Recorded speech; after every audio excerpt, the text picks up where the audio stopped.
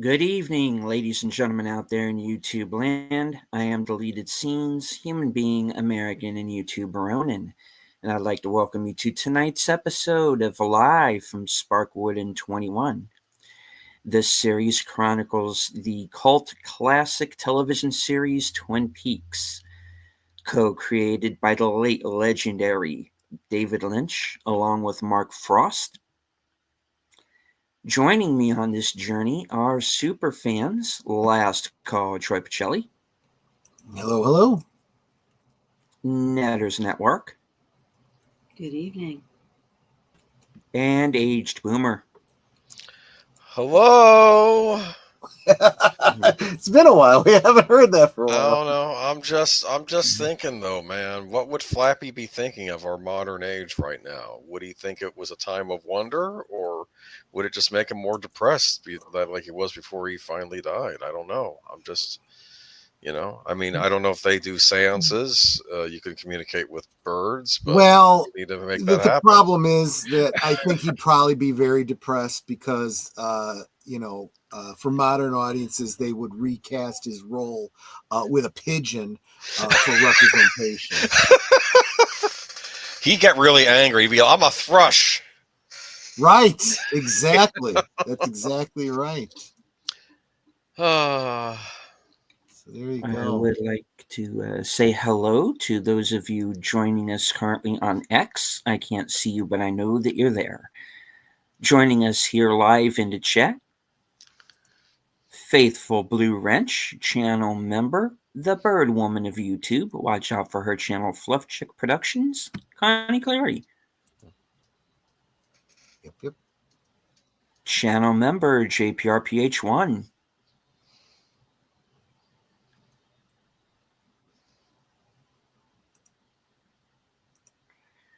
Creator of the 10-Word Review. Host of Films with Friends, which a few familiar faces are going to be appearing on Friday night at 8. That's right. Big Al Presents. All right. Daniel Barry's Sports Highlights. Good to see you, sir. And thank you to Ruby Hoove for gifting a Last Call membership. Thank so you who so is much. Who is the lucky winner? Lynn Green. Oh, that's cool. Lynn Green just became a member. That's awesome. Right on. And thank you so much, Ruby Who, for the $2 super chat as well. You are wonderful. All right. So over the last few weeks, we have been taking a deep dive into the Secret History of Twin Peaks, which was a book written by co-creator Mark Frost that coincided with the release of The Return, season 3, and tonight will be the epilogue, and I understand that the Log Lady's going to be making another appearance. Yeah. And as well as Laura herself. So, yeah. This is a book I've been kind of catching up on as we've been doing these shows. I unfortunately have not gotten to the very end of it. So what we're going to be discussing tonight is going to be kind of virgin territory for me. But I tell you, with what I have read,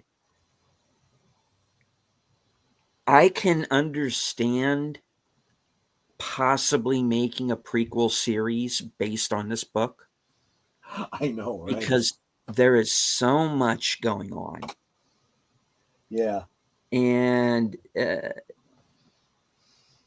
how certain characters who didn't interact during the course of the show do have these connections to one another. I found that very fascinating, and I'm really glad that Cameron especially told me to wait when it came to the Secret History, and also to his film Queen of Hearts, which we've also been covering in recent weeks, because I have a better understanding of the material that I'm seeing now, and it has really elevated season 3 in my mind too a bit, and the whole idea. And we're not saying that this is in the planning stages or anything, but I could see a prequel series coming out of this book, because there's a great deal of material that's there. Um, you see, all the whole situation with kind of the early days of Majestic 12, Men in Black, certain characters who are involved on the military side of things that may surprise you. Um, certain, Actually, I do need to mention one of yeah. those in relationship to tonight. Mhm, We are going to be talking about the listening outpost. In fact, that's where we start out, and there mhm. obviously has to be at least some mention of Douglas Milford.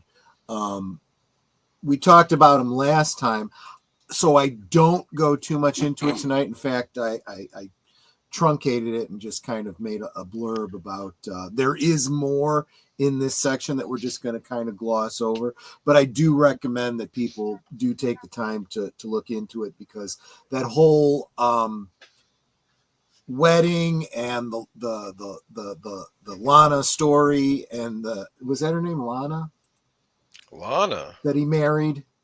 Yeah, The younger, the girl from Georgia that he married. yeah. Oh yeah, And all of that, and how that all plays in. It's not as random as it appears. It is definitely part and parcel. But I did not want to focus on that tonight. I wanted to focus on. Really, I don't think there's going to be any big surprises here. I think this is all stuff that we know. But I felt that the segments on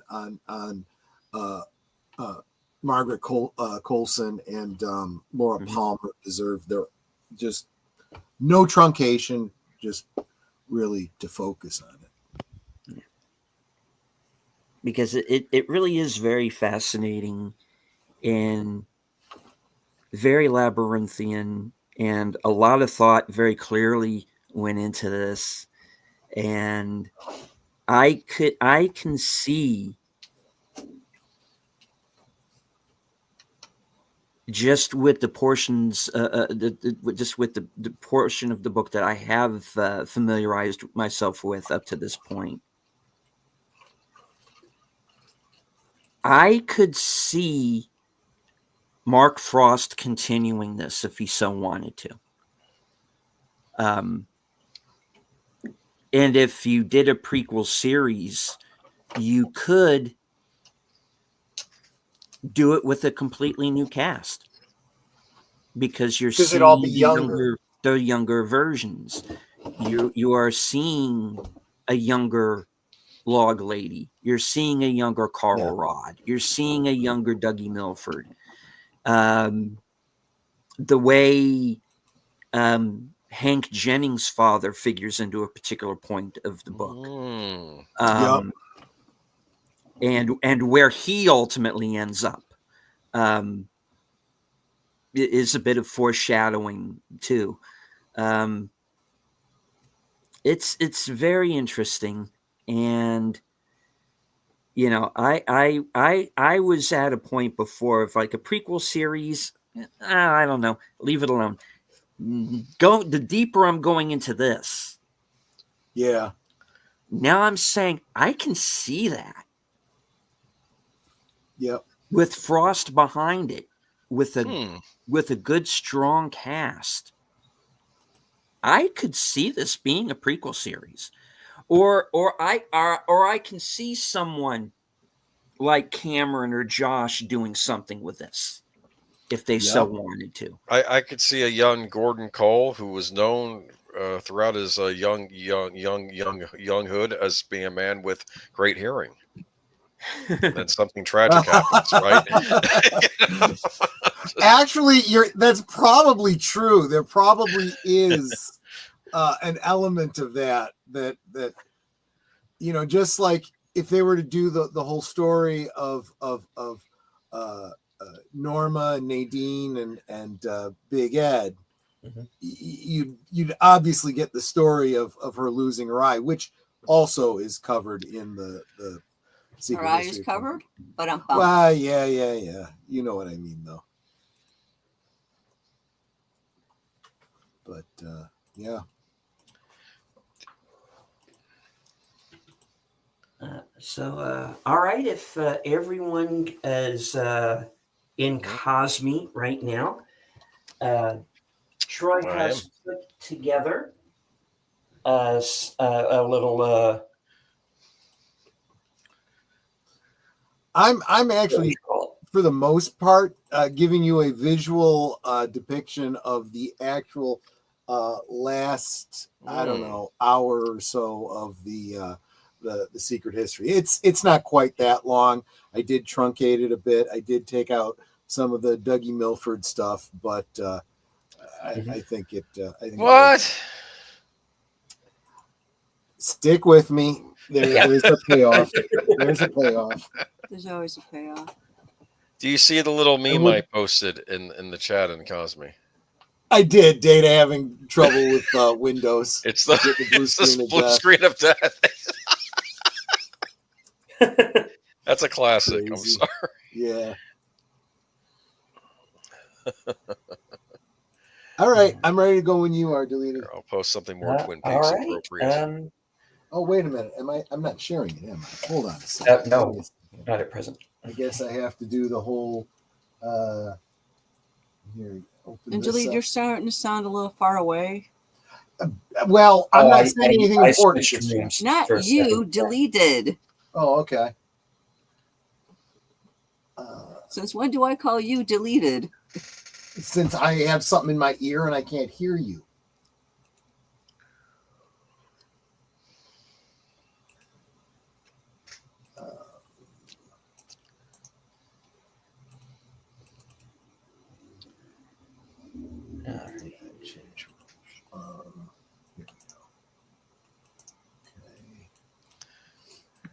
Select and go entire screen. That sound share. While Troy is getting us started, I do want to remind everyone that we are simulcasting on all of our various channels. Please hit the like, share out the streams, let everybody know that we're on. Hit the bell icon for notifications if you're new to our channels. Please feel free to subscribe because there is a subscriber purge taking place right now. So we need all the help that we can get. I've lost like 8 subscribers in about as many days when usually I've gained about twice that. So something is up. So please make sure that if you are subscribed to our channels already, please make sure that you still are subscribed, because YouTube will unsubscribe you without your permission. Absolutely. Those vestiges. Yes. Vestiges. Yes. And I'm ready when you are now. All right. In 5, 4, 3, 2, 1, hit it. I guess we don't really need the countdown since there's nothing that they could sync up with us.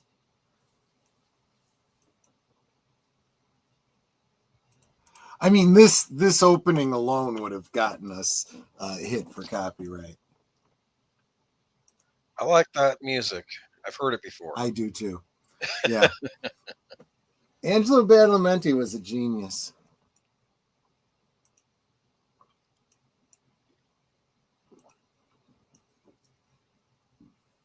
I think that what Twin Peaks needs is a Shoney's with the breakfast buffet. They've got the double R.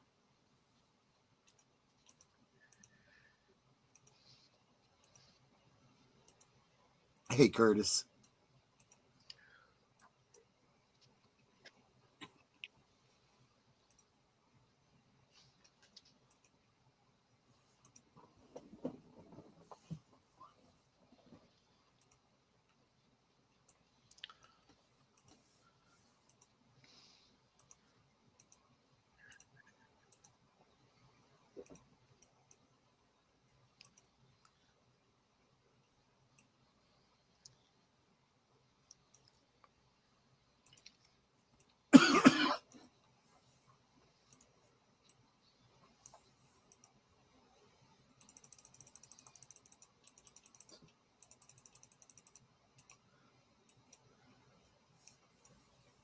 I do like the fact that they outline the entire, newspaper and whatnot. Mm.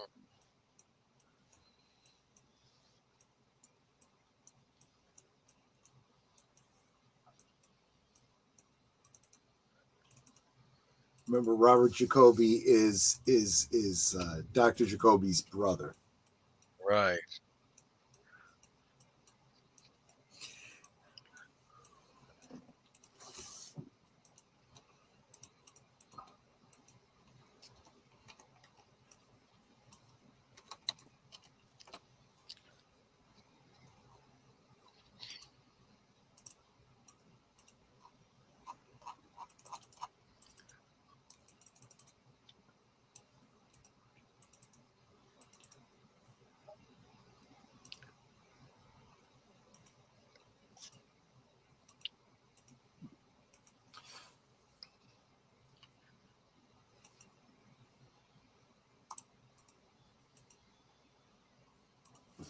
If you don't already know the story of the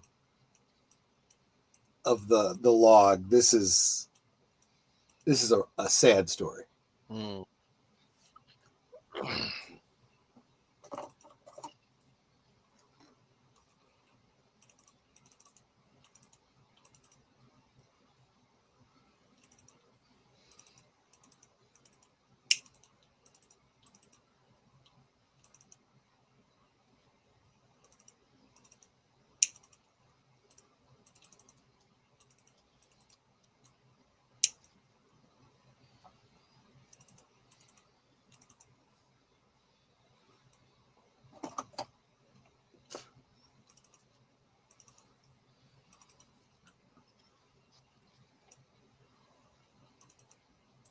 Mm-hmm.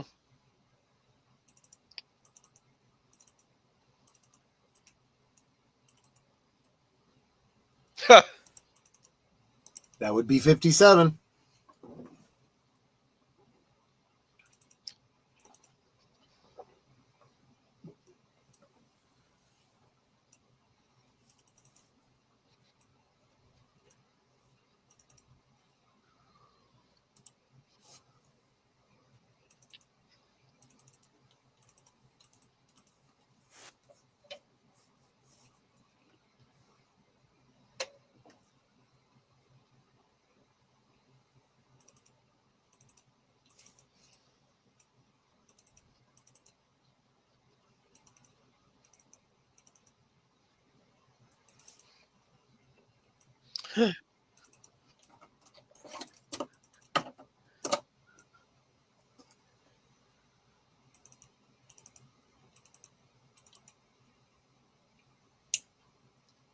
Hmm.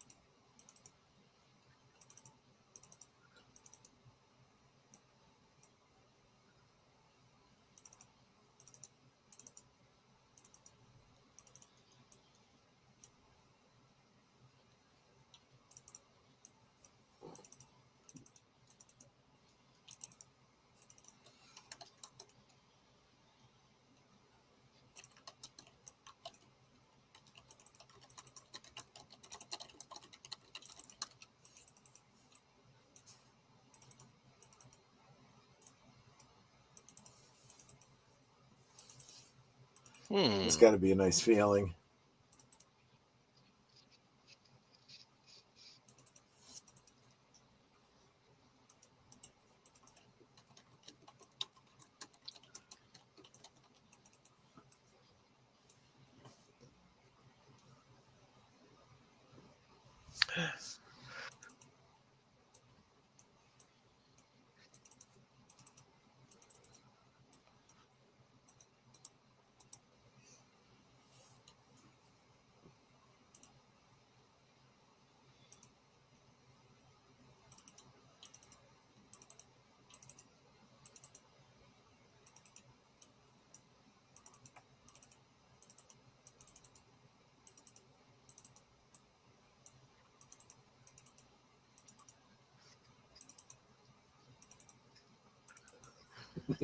Hmm.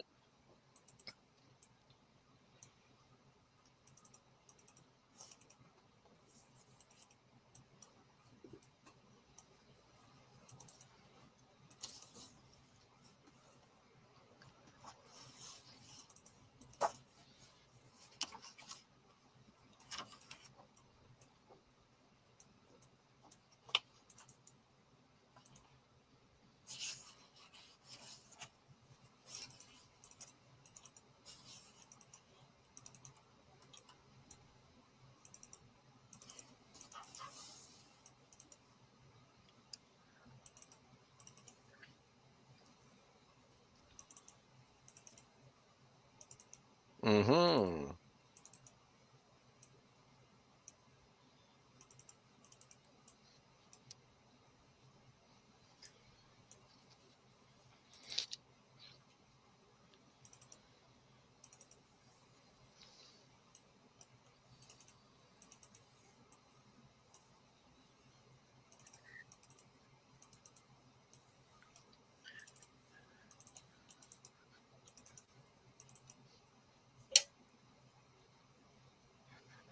Hmm.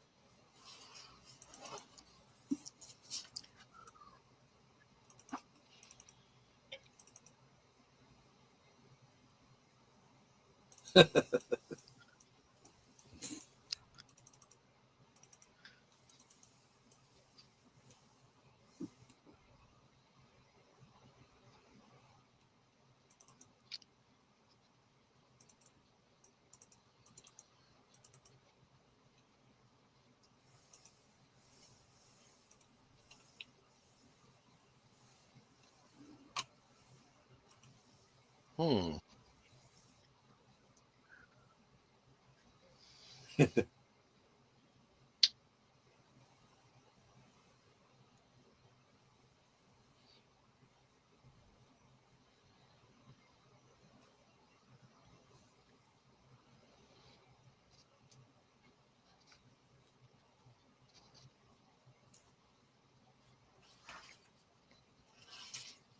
Hmm. Hmm.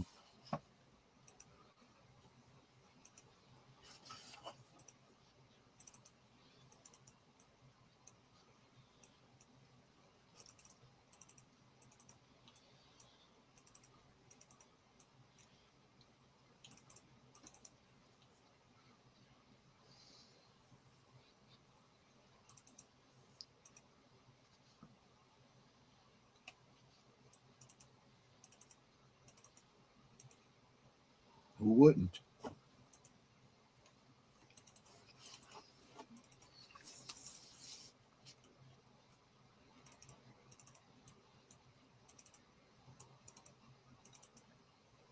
Hmm.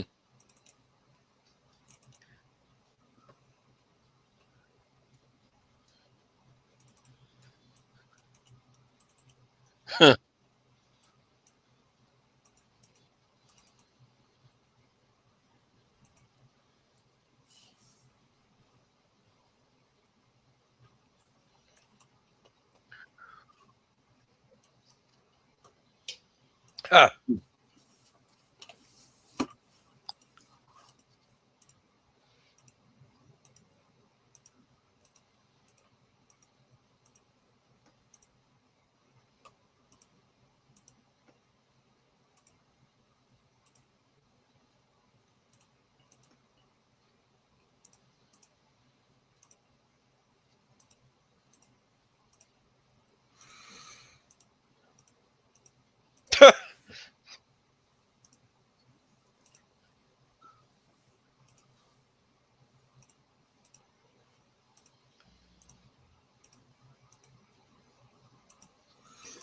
I picture him a little bit like Sheldon and what's her name on the Amy. Big Bang thing? Amy, yeah.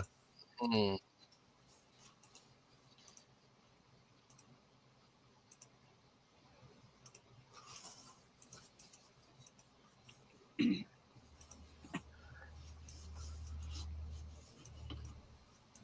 Oh. Mm-hmm.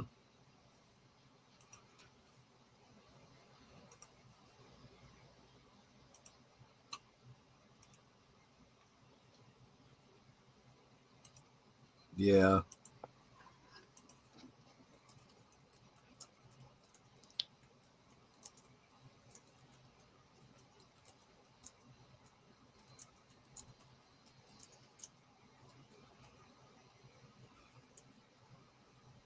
Yep.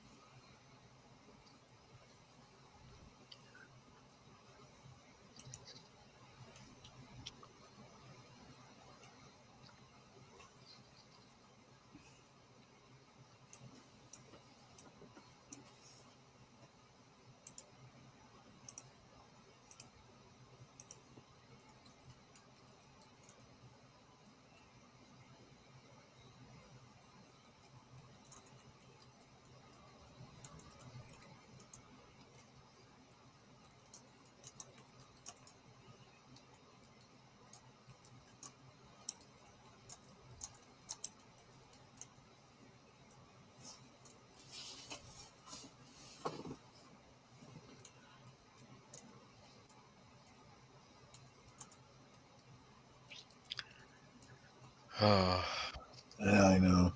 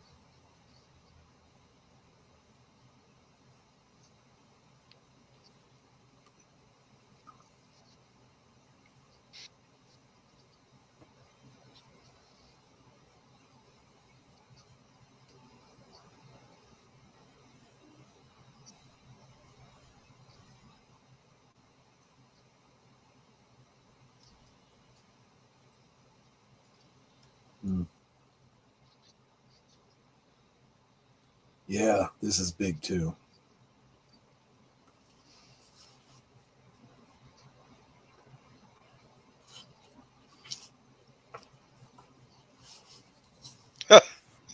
Yeah.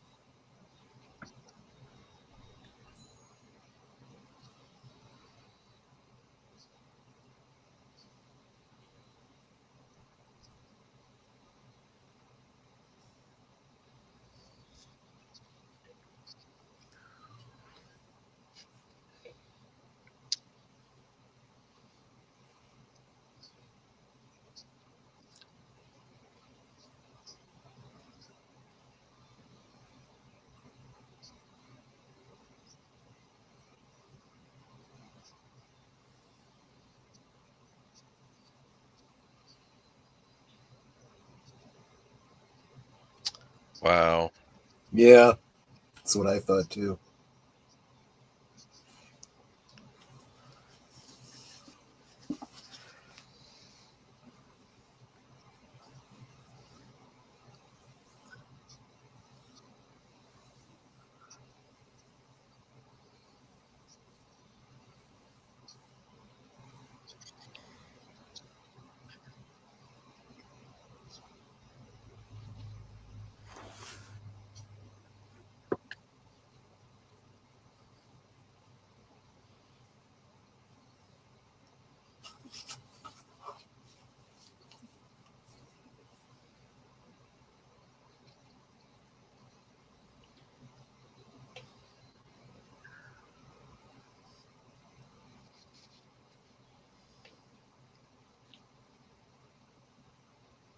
Mm.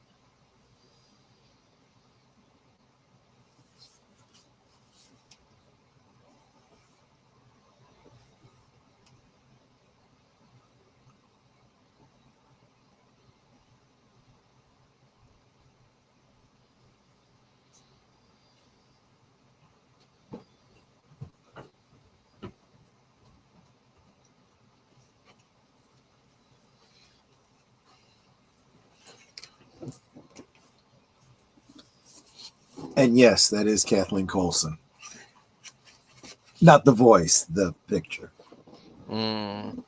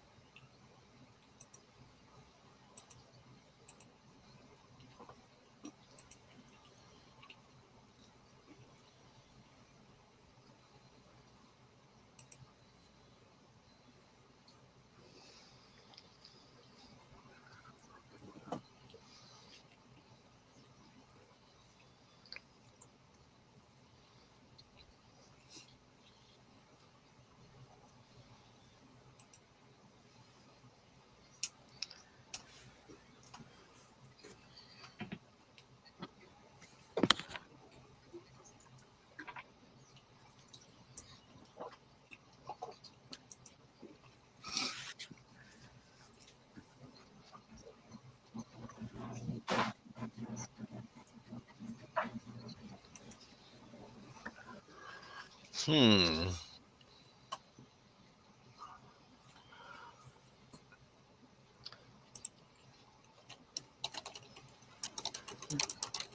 Thank you for the super chat, Nate.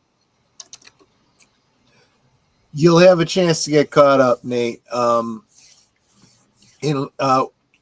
Jump into Cosme and see where we're at. But I will be reposting this on Rumble.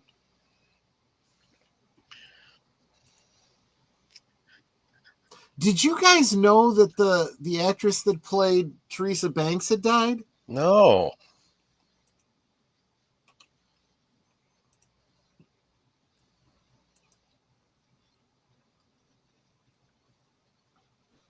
Yes, I was aware of that. Yeah.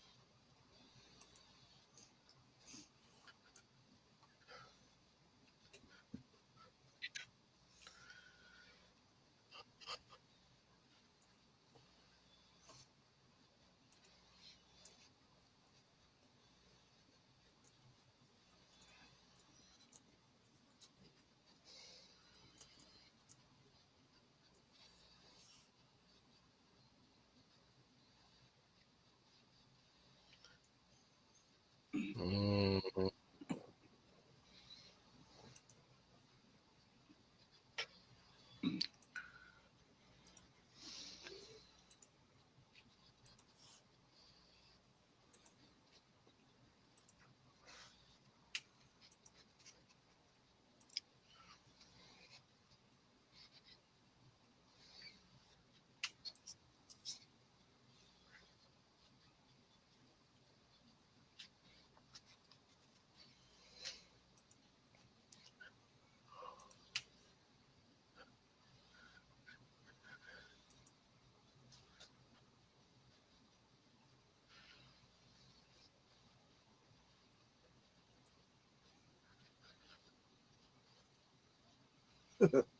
I guess.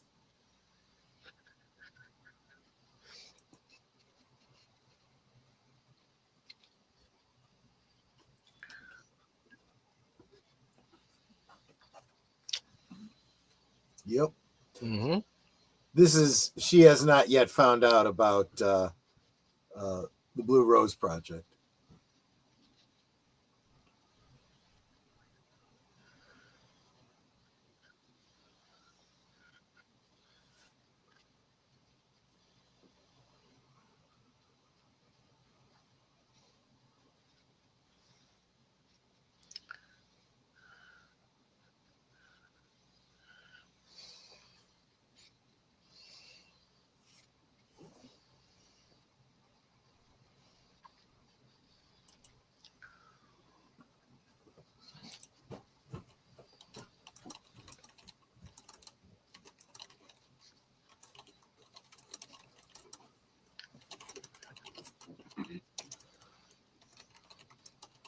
Oh.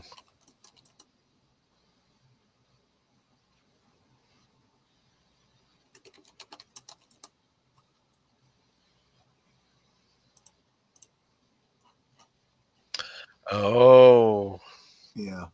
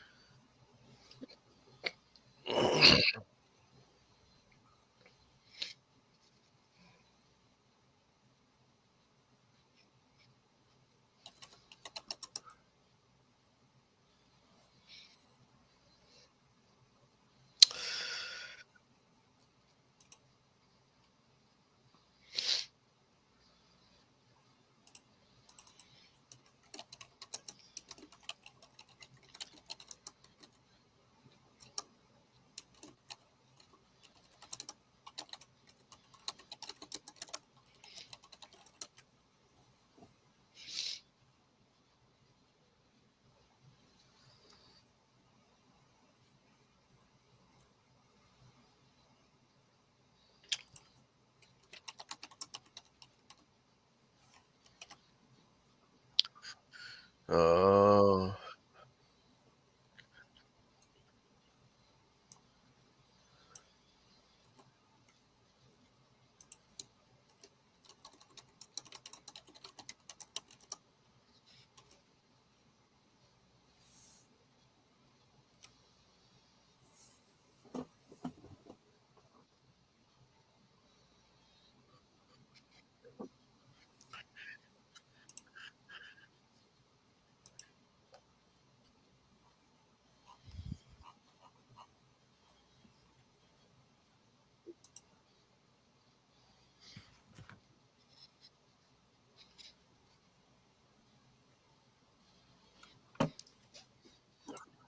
Hmm.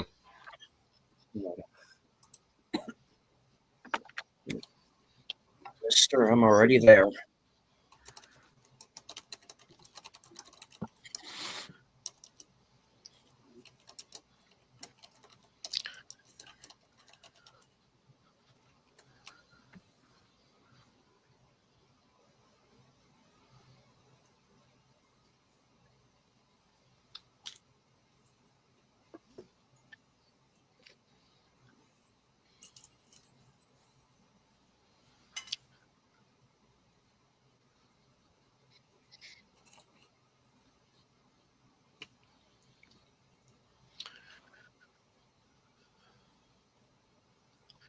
Mm.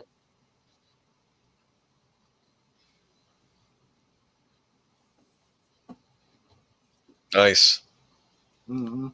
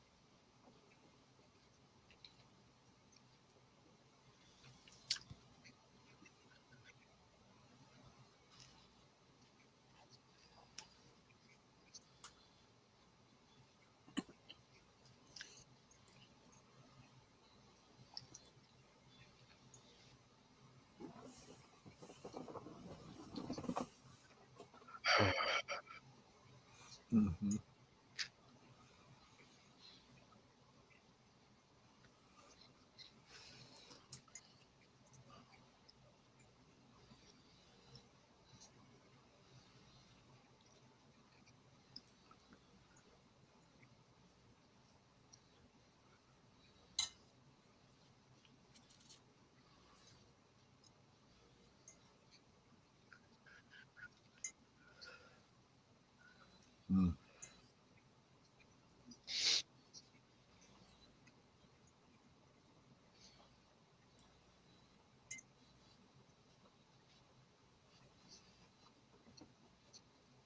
Mm.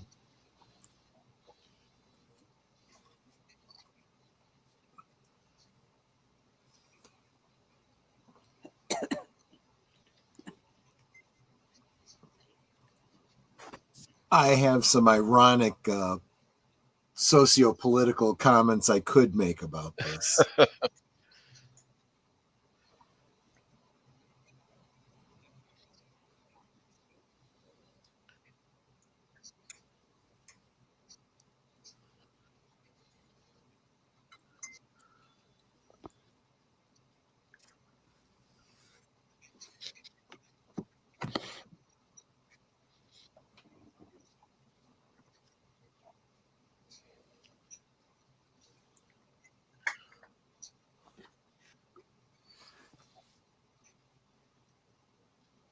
Hmm.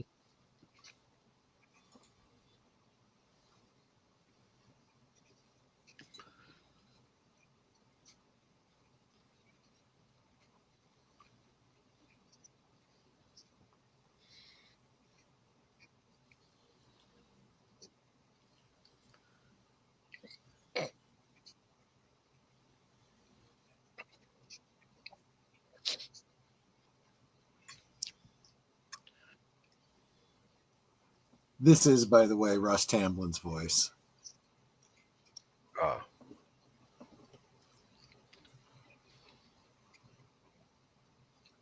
By the way, that piece that was that was in the voice of Margaret Lanterman, that was Amy Shields.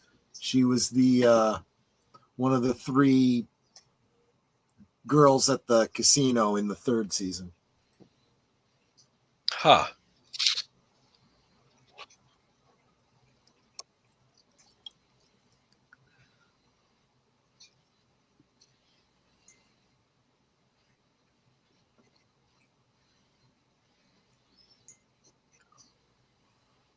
This is an example of what I was talking about. If you look at this with uh, red blue 3D glasses, through the blue eyes you can't see Bob, and through the other you can't see Leland.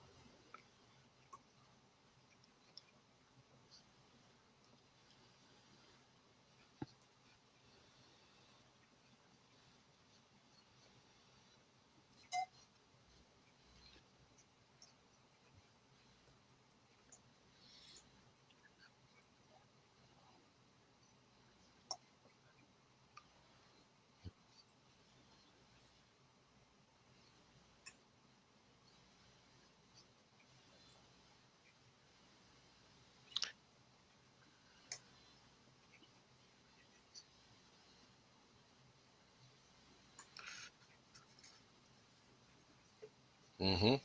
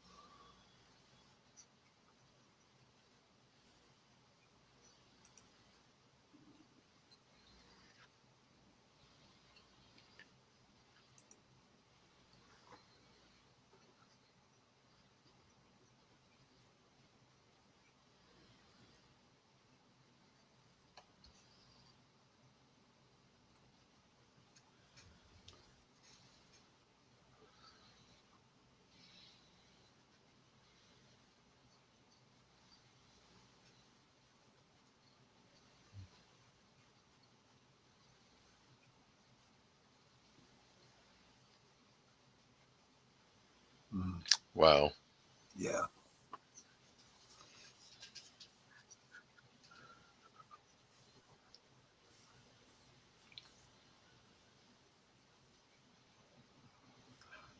I actually looked to find who was the head of the Washington State Medical Association in 1989. That's what that picture is. Funny.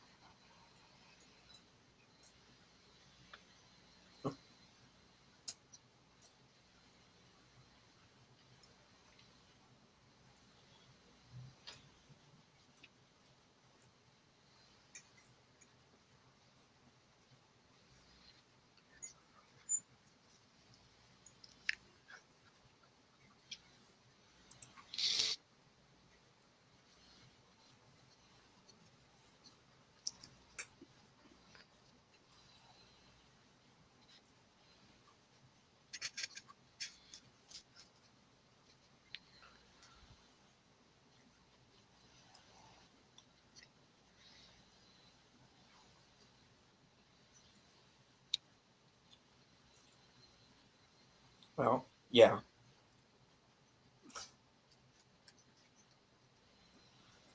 Certain irony of her saying that since she becomes the next archivist.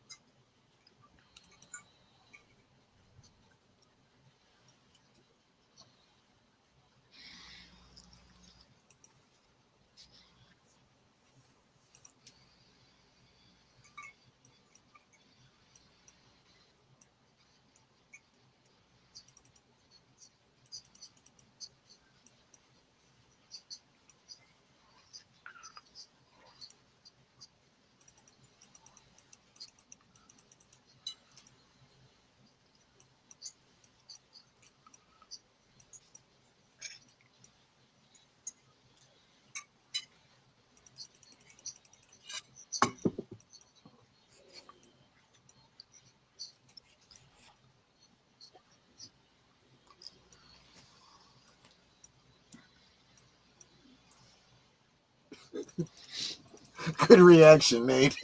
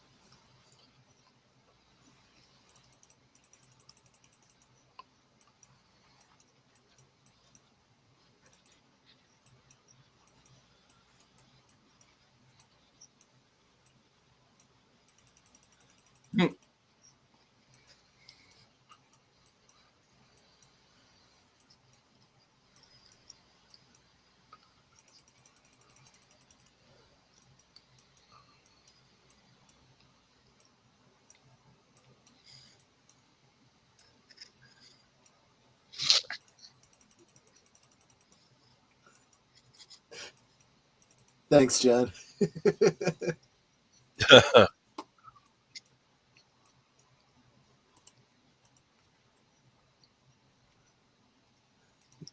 Mate.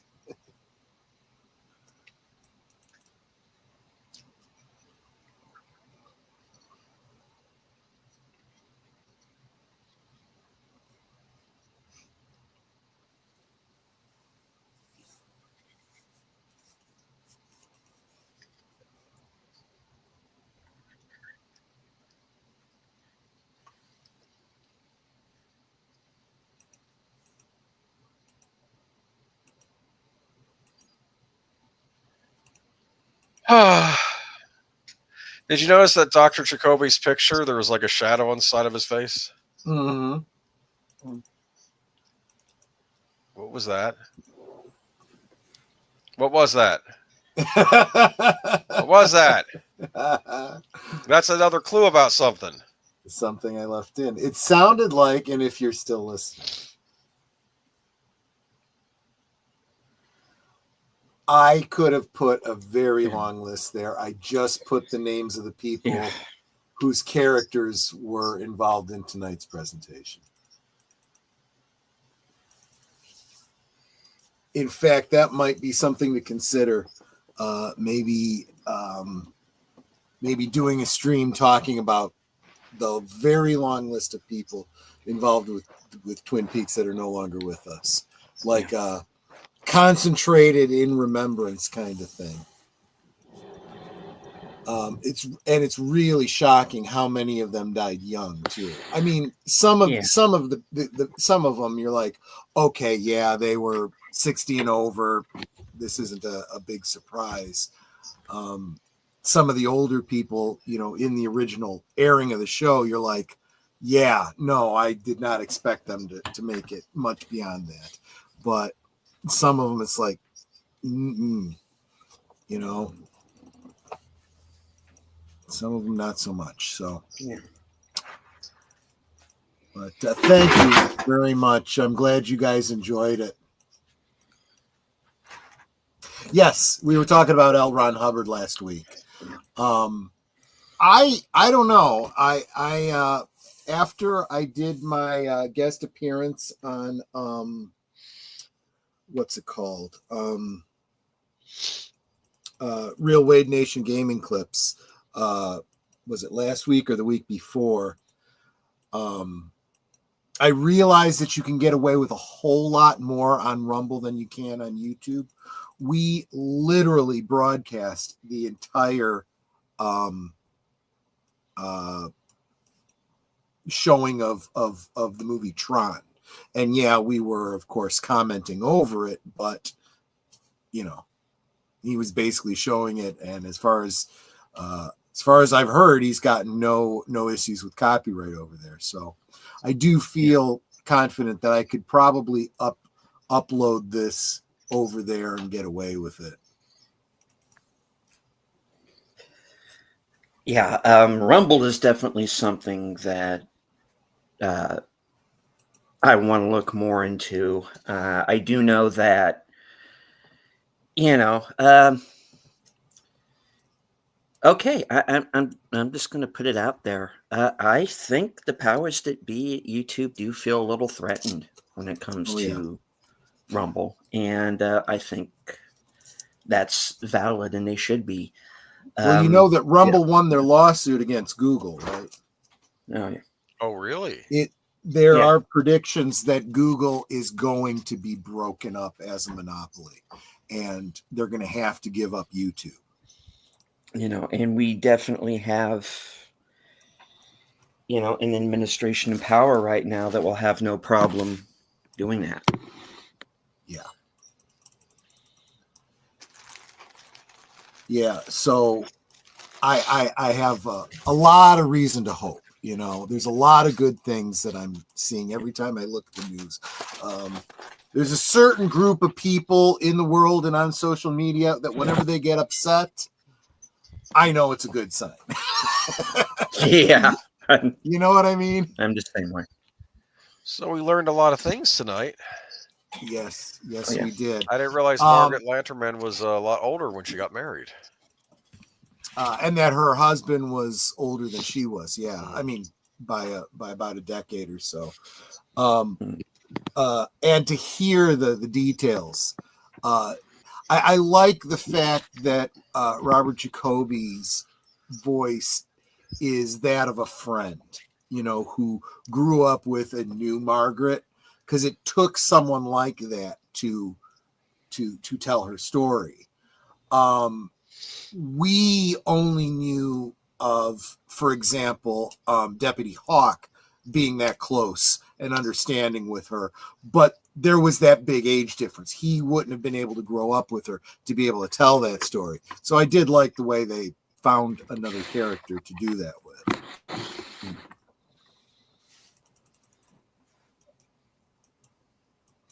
But yep.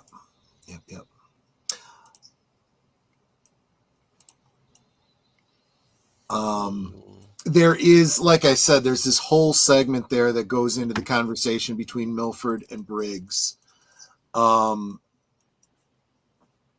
kind of explains the whole how he becomes involved in all of this Blue Rose stuff, and being someone, there in Twin Peaks, it in his community, he sees it firsthand, and how the whole plan, gets to where it is, where we come in season 3 with him missing and all of that. But yeah, I do recommend. This is about a 9.5 hour listen if you have the audio version of it. But it's a completely unabridged, so you could probably, logic dictates, read the book in about 10 hours too. So I mean, logic dictates. That's like Spock.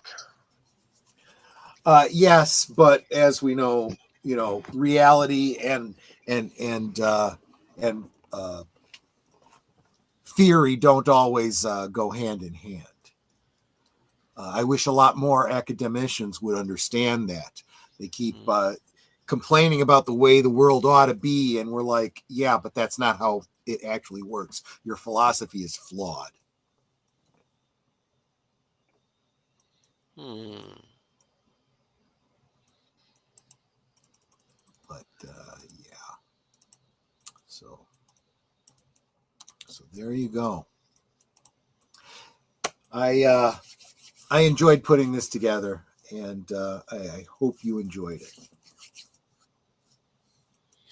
I liked it. I just I don't know, man. It's kind of sad.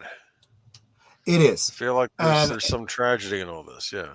There's a lot of tragedy there. Now, this is what's, I don't want to say funny, strange, unusual, odd about what David Lynch says. He has this tendency to claim that what appears to be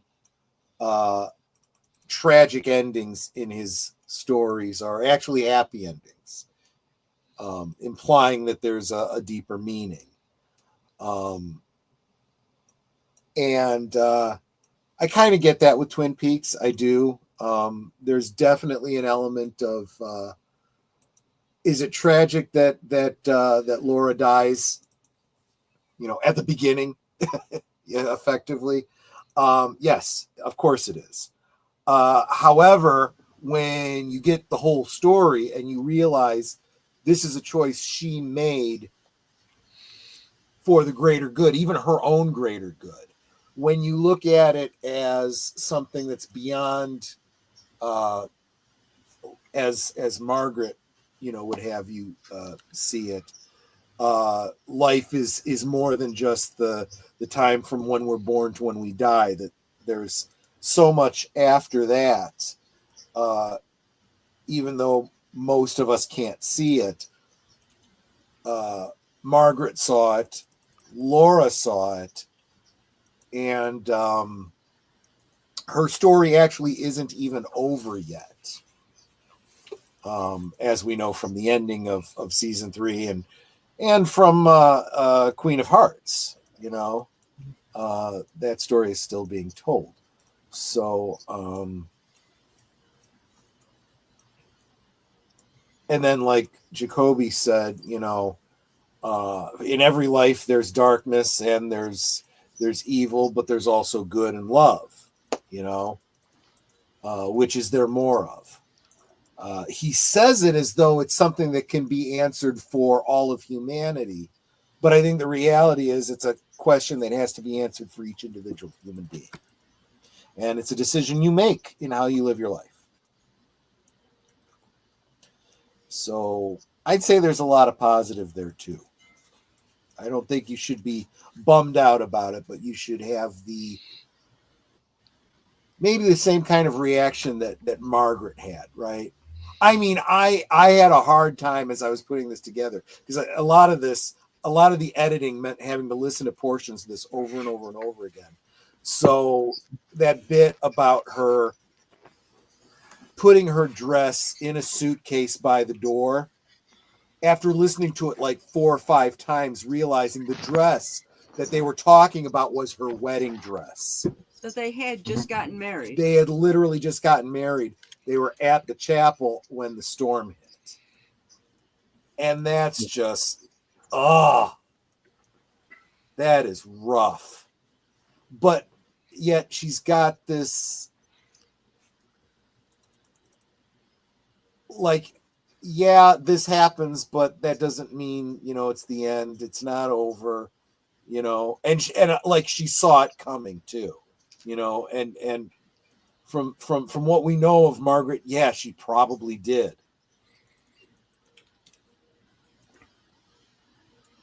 But yeah, so there you go. So I'm thinking, Deleted, at this point, let's talk about what are we doing next week? Or is that something you'd like to talk about over the next several days? Well, I do believe that in memoriam it is certainly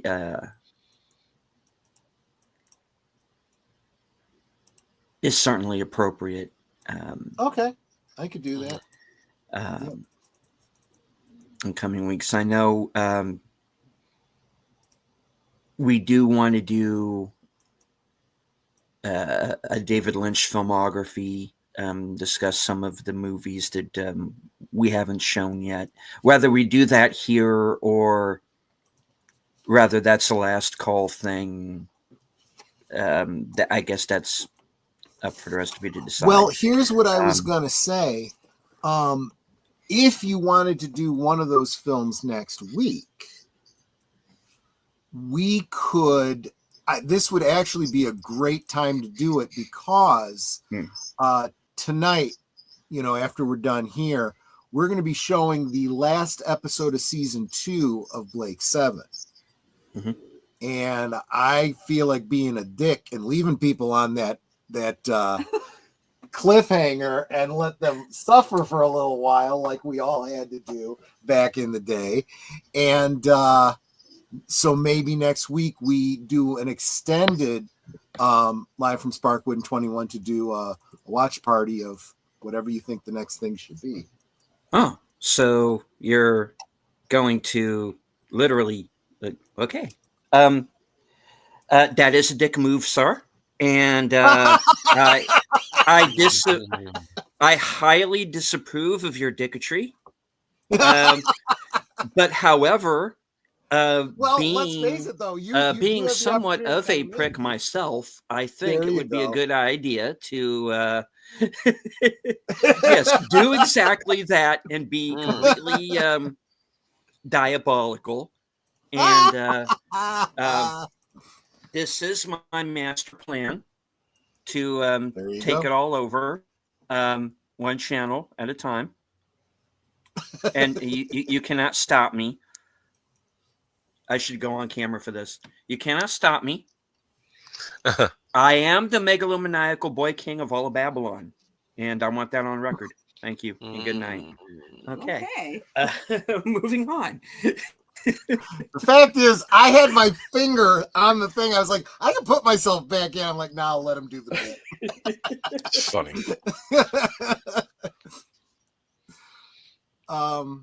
So if we're gonna do that, which one do absolutely. we do? Well, I do need a Tom Servo, Curtis. I do. If you're volunteering. There you Okay. go. Okay. But we need a crow. We need a crow. Well, no, technically I would be crow. Oh God. Curtis, I would be crow. Oh no. The end is nigh. The end is nigh. Well, I tell you, why don't we start at the beginning? Eraserhead. Screw it. Let's do Eraserhead. Wow, that's a heavy one. Or It do was you wanna right wait? after I first. No. That was no. I like your logic. That was the first David Lynch film that I saw after getting into Twin Peaks. I was in college and someone recommended it to me. I went literally across from DePaul University, went to the Blockbuster and rented it and was like, what the hell did I just watch? When you were done watching it, did you get some roast chicken from Kenny Rogers Roasters afterwards? No, I absolutely did not. I was not having a lot of appetite after watching that movie, to be honest with you. But Okay. we will get to Mulholland Drive for we, sure. We are going to redo that because I do need a bit of a break though before because there's nothing for me to prepare in terms of Eraserhead. We're just going to jump into it and discuss it as we go. Mulholland Drive is I've got notes. Notes. He's not kidding. He is not kidding, guys. I have given this a lot of thought, and if you have struggled with that movie and were like, what the hell is this? What's going on? I'll give you the theory that I've come up with over, what's it been, like 25 years now? Who is the cowboy? I could answer that, but I won't until we get to it. Yeah, because I definitely have have a theory on that myself. Oh, you have a theory. And good. Yeah. Or something isn't right there. I would actually say the exact opposite. I would say the exact opposite. But we'll see if our theories line up when we get to that one. But yeah, no, I'm all in favor. Eraserhead next week. I'll get that put together. Break out my lime green box. Oh. Yeah, I still have my DVD edition of it that I managed to snag along with the short films. I bought them both in the same day because I mean they're packaged as if they're part of the same set, but I bought them separately, which is a little weird. But that's interesting, yeah, because the lime green box does have Eraserhead, the remastered version, the soundtrack for Eraserhead, the short films of David Lynch, the Elephant Man, right, the Elephant Man extras, Blue Velvet, right, Wild at Heart, Industrial Symphony #1. That's another one that I still have the VHS, yeah. I do too, somewhere. Dumbland, a mystery disc. I don't remember if I watched that or not. And the booklet material for this, as well as an advert for his coffee company. Coffee. It should not surprise you that he had a coffee company. Oh no.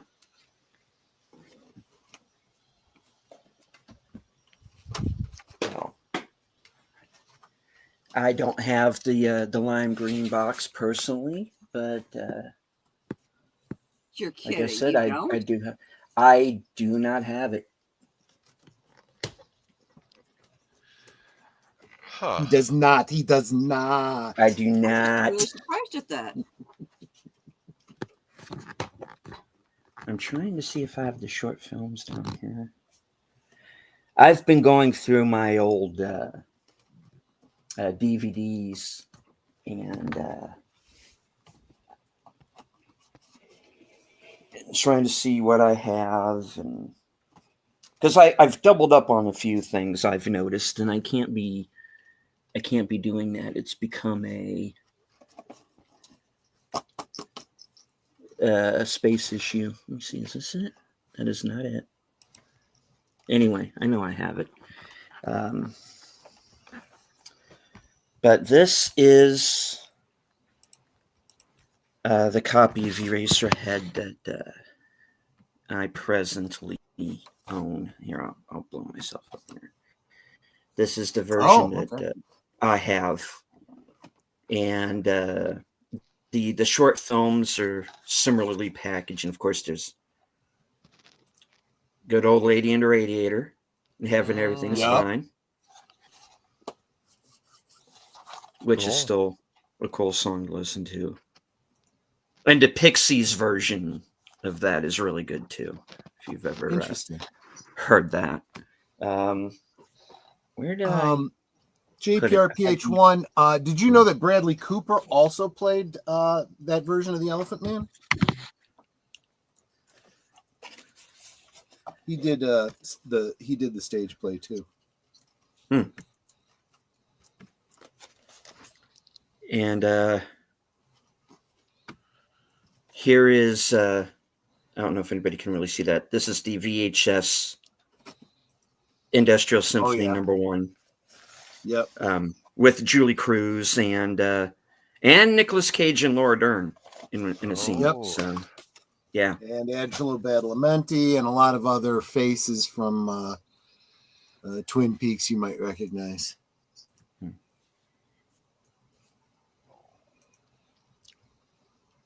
So there you go. Cool. Okay. So I will get the elephant. Yeah, he's got the Elephant Man up. I'm thinking Elephant Man. I'll get Eraserhead up for next week. I will work on getting this presentation, the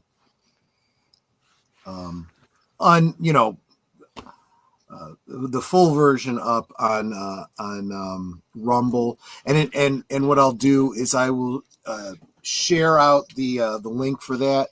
So if you guys want to add it to the description of this stream, you'll be able to find it. And yeah, I think I might as well just share up the final dossier parts too. Why not?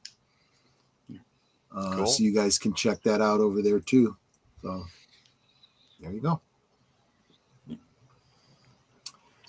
And I am definitely going to be sit down and give myself a chance to rewatch Eraserhead before we do next week's show and take some notes.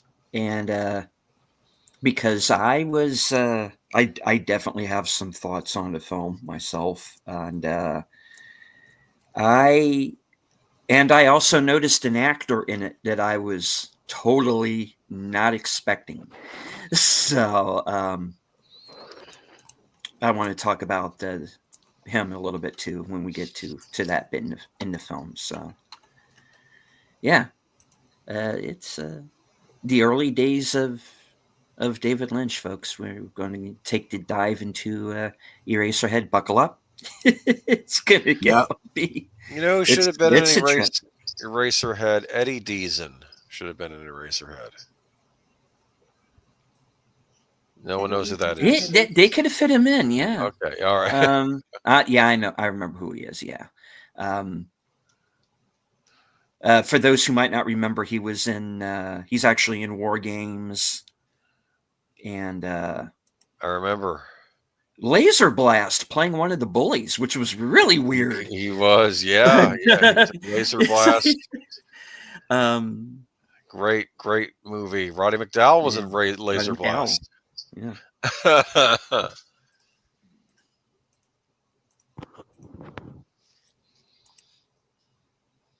Yeah, he could have been an eraser.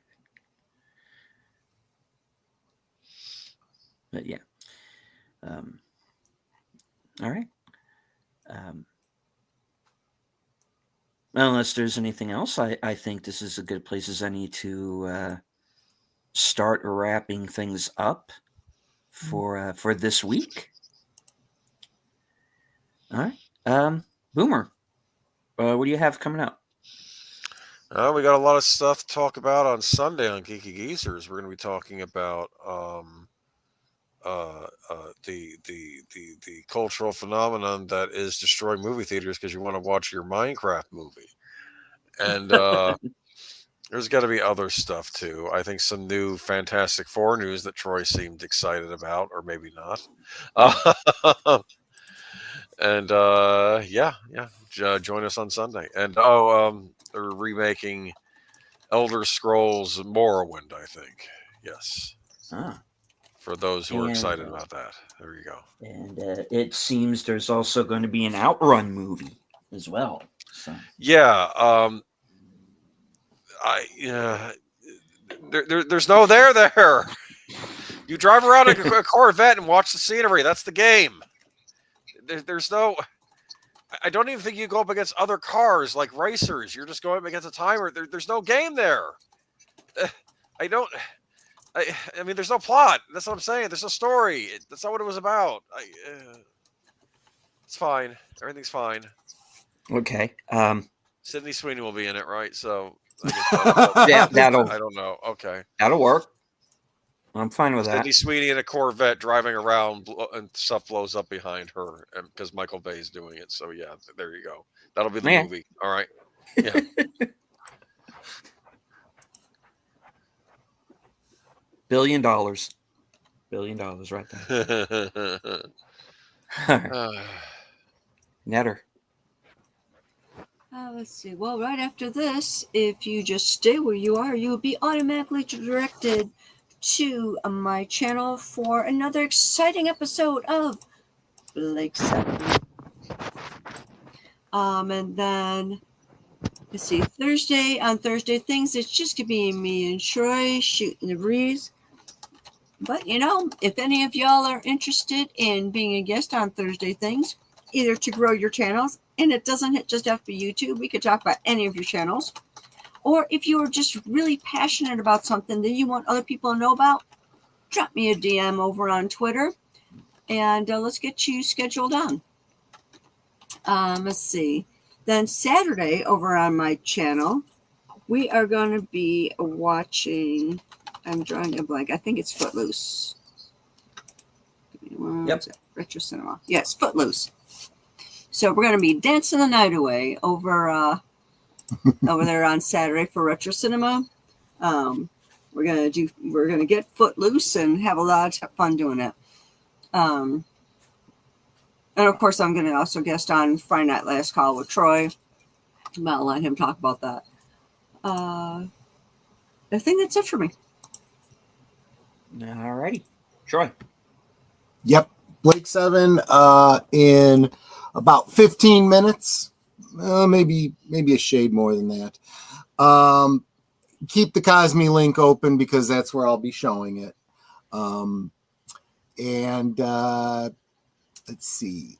Obviously I will be getting these presentations uploaded to Rumble, and I'll be getting links out to you guys so that you can see them. The links will be in the description of the videos, the streams below. I'll also share them out on the socials and on my community tab.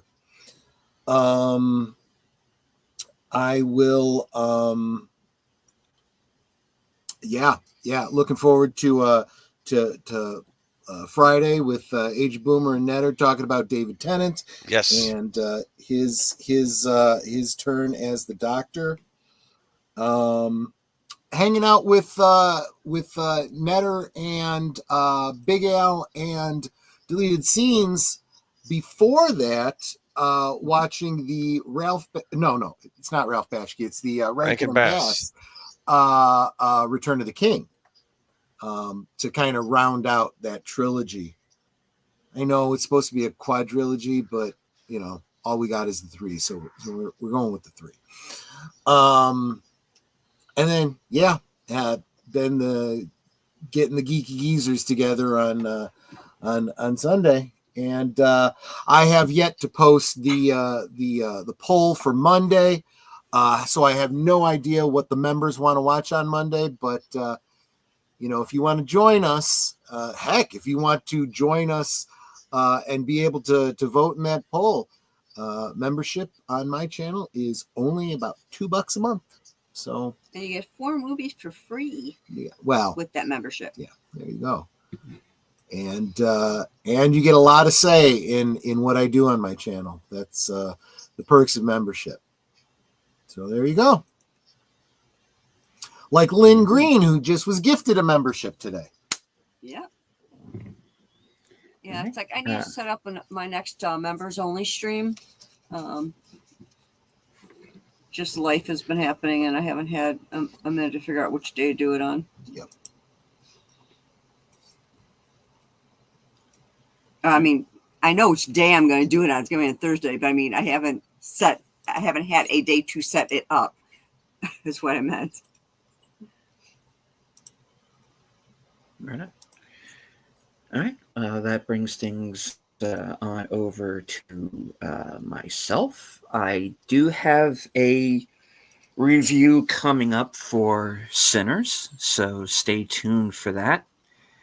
Earlier this evening, I co-hosted the Mystery Movie Night podcast along with Sin's Corner, where we covered the latest A24 film, The Legend of Ochi, and the steaming pile of monkey shit that is The Woman in the Yard, and find out why I have that opinion of it. Also, let's see. Action Theater has been pushed back one day to Friday at 4:30.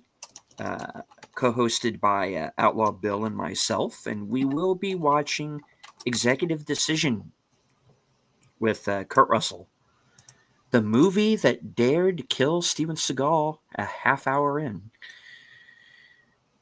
I love that. That was my favorite part of the whole Quite movie. glorious. It's like less than halfway through the movie too. It's like, I wasn't expecting that. No. There he goes. Okay. Parachute's optional. All right. So, of course, the evening before that, right after Thursday Things, will be coming attractions at 11:30. Let everyone know what's coming up for the channel, including, of course, as we mentioned, Films with Friends Friday night at 8 with Return of the King, the Rankin and Bass edition. And, of course, gets us on over to Sunday. Western Cinema Presents, again hosted by Outlaw Bill and myself. We are watching a movie from 2022 that I actually had not heard of until Bill had brought it up. A movie entitled A Tale of Two Guns with Tom Berenger, Casper Van Dien, Jeff Fahey, Jake Busey, and Danny Trejo. So it's not going to be boring. Definitely looking forward to that. And, of course, unscripted and reserved seats, topics and guests to be determined. All right. And that rounds it out for myself. Of course, join us here next week for the Eraserhead watch party.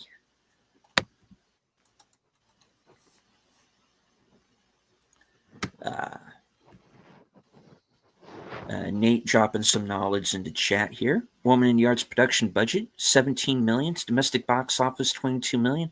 No international box office to speak of. Yeah, I don't think it's going to fly. Yeah.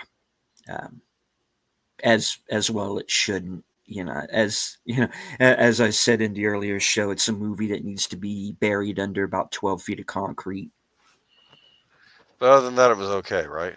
Oh yeah, other than that, I loved it.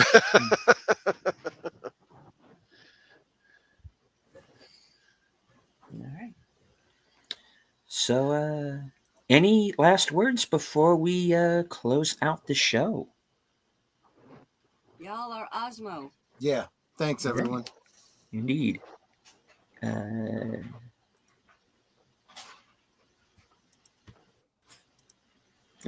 So, all right, I'll just go ahead and close it. Thank you all for being here once again. Everybody in the chat. Thank you especially to Nate and Ruby Hoove for the super chats, super stickers, and membership gifting. Hello to Real Wade Nation Gaming Clips joining us here right at the end. Yeah, I was just talking about you. Yeah. Also, JPRPH1, Connie Cleary, Curtis Selby, JPRPH1. Let's see. I don't want to miss anybody. Scrolling up very quickly here. Big Al Presents, Daniel Berry Sports Highlights. Yeah, and I do believe that was everyone. How far back do you? Yeah, you can join us, and of course, as Troy said, this presentation is also going to be on Rumble, so we will be dropping that link. All right. As I always say at the end of every broadcast, thank you all for being here. We will return next week, same bat time, same bat channel. From HQ and all points north, south, east, west, and beyond, good night. Take care. Stay strong. Be safe and healthy, because this is how we win.